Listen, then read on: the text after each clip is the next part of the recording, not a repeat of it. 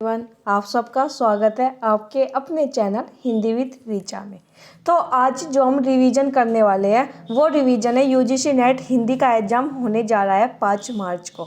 तो उसमें हमारी जो यूनिट है यूनिट 5, 6, 7, 8, 9, 10 ये जो 6 यूनिट है इसमें जितने भी राइटर लगे हुए हैं, जितने भी रचनाकार हैं, हम उन सभी का कालक्रम देखेंगे। हर बार एग्जाम से यहाँ से क्वेश्चन आता ही है। मैं आपको इन 3-4 दिनों में जो हमारे बचे हुए हैं 3 दिन, इनमें आपको वही टॉपिक करवाऊंगी जहाँ से क्वेश्चन आते हैं और ज़्यादा क्वेश्चन आते हैं। कोई ऐसा टॉपिक नहीं करवाऊंगी कि जहाँ से क्वेश्चन नहीं आता है, ताकि आपका रिवीजन हो जाए। और ये क्लास मुश्किल से मुझे लगता है 10 से 15 मिनट की होगी, तो एक बार आप जल्दी से रिवीजन कर लीजिएगा। तो सबसे पहले हम यहाँ पर यूनिट 5 की बात करते हैं, हिंदी कविता। इसमें 22 राइटर लगे हुए हैं, उनका कालक्रम देख लेते हैं। जो हमारे सिलेबस में राइटर लगे हुए हैं उनका कालक्रम हमें याद होना चाहिए, क्योंकि कालक्रम वाला मेरे पास काफ़ी मैसेज आते हैं कि मैम कालक्रम वाले क्वेश्चन गलत होते हैं। तो यदि आप इतना काम कर लोगे तो आपके जो है क्वेश्चन सही होने शुरू हो जाएंगे। जो इम्पोर्टेंट राइटर है हमें उनका जो है कालक्रम याद होना चाहिए, प्रकाशन वर्ष याद होना चाहिए।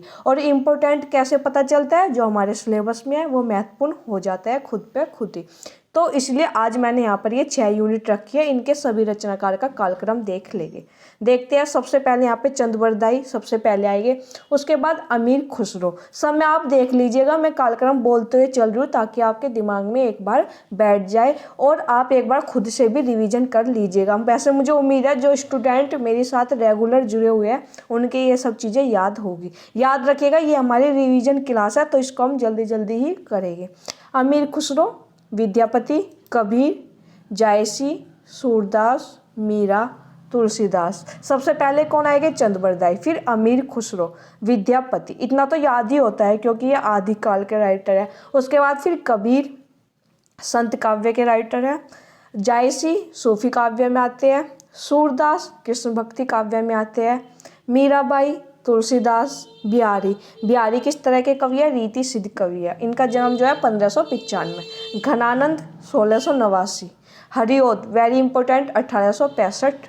मैथिली शरण गुप्त 1886। जयशंकर प्रसाद 1889। निराला 1897। कहीं कहीं पर इनका समय 99 भी मिलता है। तो आपको जो निराला का है वो याद रखेगा, करम प्रसाद, निराला, पंत, महादेवी। इन 4 का जो है कालक्रम काफ़ी बार पूछा गया है एग्जाम में, तो याद रखिएगा। और निराला का समय में कंफ्यूज मत होइएगा, कहीं पर 97 मिलता है, कहीं पर 99, लेकिन आएंगे वे पंत से पहले ही, ये याद रखना। प्रसाद, निराला, पंत, महादेवी, वर्मा। उसके बाद रामधारी सिंह दिनकर 1908। नागार्जुन 1911। अज्ञे 1911।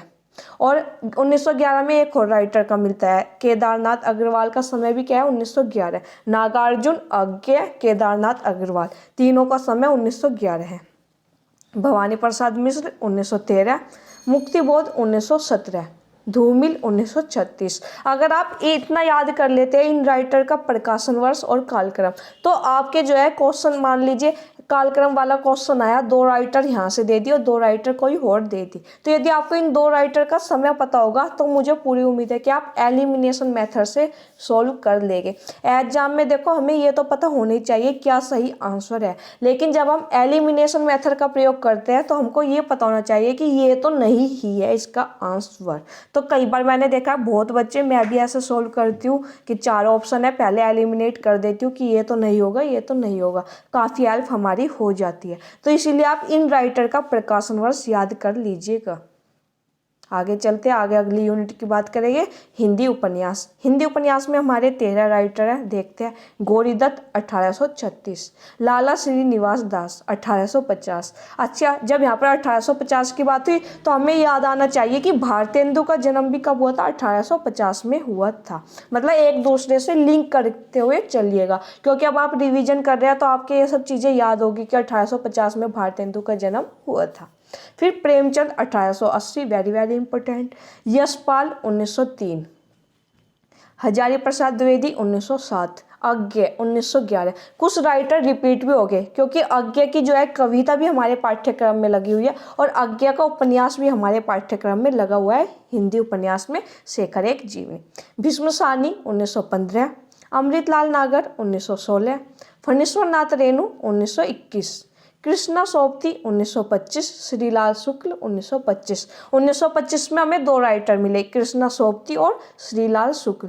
जगदीश चंद्र माथुर 1930 और मन्नू भंडारी हमारा है 31 में। ये हुए हमारे उपन्यासकार जो हमारे पाठ्यक्रम में लगे हुए। और आप देखते हो गए एग्जाम में कितनी बार हजारी प्रसाद द्विवेदी, अमृतलाल नागर, फणीश्वरनाथ रेणु, इनका कालक्रम राइटर का पूछा जाता है।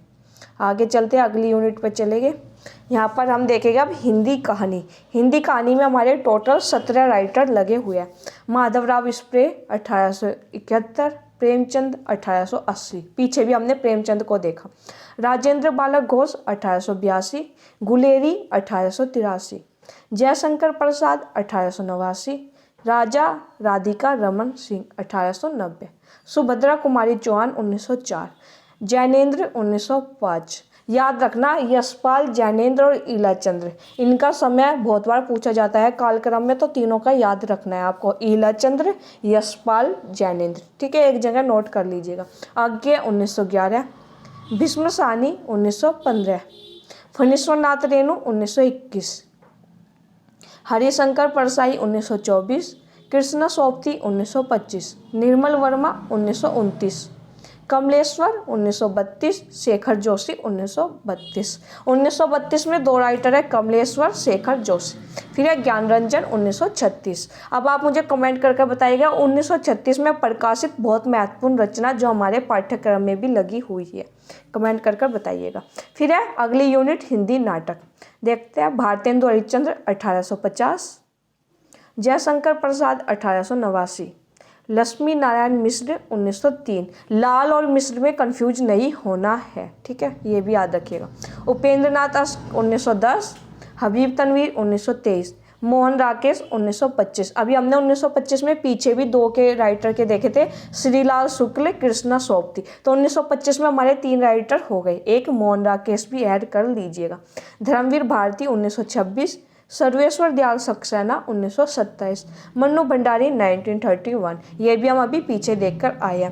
फिर है शंकर 1933। 1933 में एक नाटक लगा हुआ है हमारे पाठ्यक्रम में, जयशंकर प्रसाद का है। अब बताइएगा आप कौन सा नाटक है जो हमारे पाठ्यक्रम में लगा हुआ है, जयशंकर प्रसाद का है, जिनका प्रकाशन वर्ष 1933 है। उस नाटक का मुझे कमेंट कर नाम बताइएगा। आगे चलते हैं। आगे अगली यूनिट है हिंदी निबंध। भारतेंदु 1850, प्रताप नारायण मिश्र 1856, बाल मुकुंद गुप्त 1865। बाल मुकुंद गुप्त और बाल कृष्ण भट्ट में कंफ्यूज नहीं होना है। मैं आपको बता देती हूँ, बाल कृष्ण भट्ट का जो जन्म हुआ था वो हुआ था 1845 में, यानी भारतेंदु से पहले। बाल कृष्ण भट्ट का और बाल मुकुंद गुप्त का 1865 में, यानी 20 साल बाद। तो बिल्कुल इसमें कंफ्यूज होते हैं हम बाल कृष्ण भट्ट और बाल मुकुंद गुप्त में, तो ये चीज़ आपको याद रखनी है। बाल कृष्ण भट्ट 1845, बाल मुकुंद गुप्त 1865। फिर अध्यापक पूर्ण सिंह 1881, रामचंद्र शुक्ल 1884, हजारी प्रसाद द्विवेदी 1907, विवेकी राय 1924, विद्या निवास मिश्र 1926, नामवर सिंह 1926, कुबेरनाथ राय 1935। ये हमारे 10 निबंध कार्य जो पाठ्यक्रम में लगे हुए हैं, आपको याद होना चाहिए इनका कालक्रम भी और प्रकाशन वर्ष भी।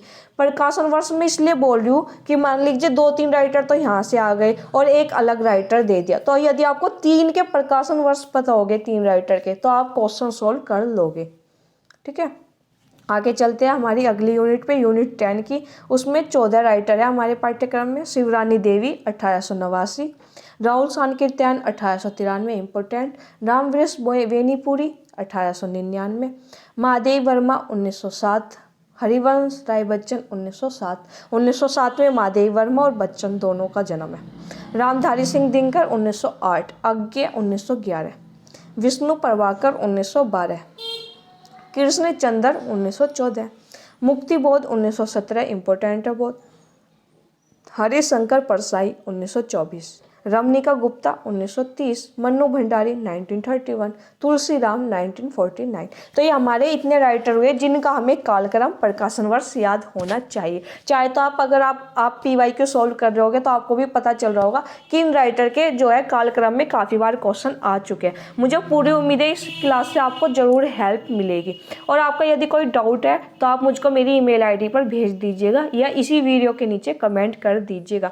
एक मेरे पास क्वेश्चन आया था पात्र को लेकर कि कहानी, उपन्यास, नाटक के पात्र एक जगह करवा दीजिए। वो भी मैं वीडियो जल्दी अपलोड कर चैनल पर अपलोड कर दूंगी। उसको आज या कल तक आपको वो वीडियो मिल जाएगी। आप इस क्लास को देख लीजिएगा और अच्छे से रिवीजन करते रहिएगा और खुद के नोट्स पढ़ते रहिएगा। उसमें बिल्कुल भी लापरवाही मत कीजिएगा। जितना हो सके सेल्फ स्टडी पे फोकस कीजिएगा। 3 दिन हमारे पास है और PYQ ज़रूर सोल्व कर लेना। मतलब आपकी PYQ पे इतनी कमांड होनी चाहिए कि यदि PYQ से क्वेश्चन आता है तो वो आपका गलत नहीं होना चाहिए। इतनी अच्छी आपकी पकड़ PYQ पर होनी चाहिए। PYQ मतलब प्रीवियस ईयर क्वेश्चन पेपर। क्योंकि कई बार मेरे पास मैसेज आता है मैम PYQ क्या होता है, तो प्रीवियस ईयर क्वेश्चन पेपर की मैं यहाँ पर बात कर रही हूँ। और आपका कोई भी डाउट है तो आप बिल्कुल एग्जाम से रिलेटेड कोई भी डाउट है तो आप मुझको मेरे टेलीग्राम चैनल पर भी पूछ लीजिएगा। वहाँ पर भी मैंने जो है मैसेज का ऑप्शन ओपन किया हुआ है। आप 3 दिन के लिए इतने एग्जाम नहीं हो जाता, तो आपको वहाँ पर भी अगर कोई डाउट है तो टेलीग्राम पर भी पूछ लीजिएगा। और यदि आपको इस क्लास की PDF चाहिए वो भी आपको टेलीग्राम चैनल पर मिल जाएगी। अच्छे से पढ़ाई करते रहिएगा, खुद में कॉन्फिडेंस रखिएगा, पेपर आपका अच्छा जाएगा। धैर्य रखिएगा एग्जाम में, बस सब अच्छा होगा। अच्छे से रिवीजन करते रहिए और अपना ध्यान रखिएगा। और यदि आपको वीडियो अच्छी लगी है तो लाइक, सब्सक्राइब, शेयर कर दीजिएगा। धन्यवाद।